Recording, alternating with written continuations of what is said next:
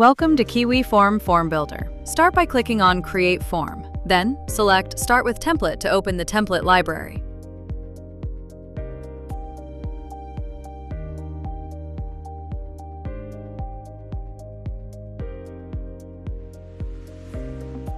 Click the All Categories drop-down to explore the available options.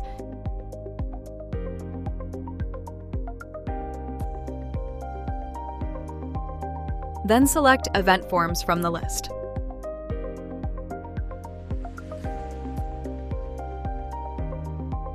Click the Live Preview button on the event registration form. Click Register Now to continue. Click the right arrow button to go to the next page. Now click on the Submit button.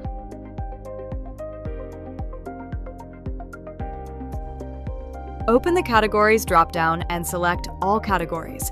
You can also use the search bar to search for social forms. Once you find the form, click Use this.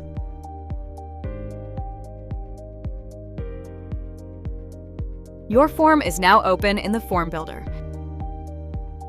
Click Pages in the left panel to view all pages in the form.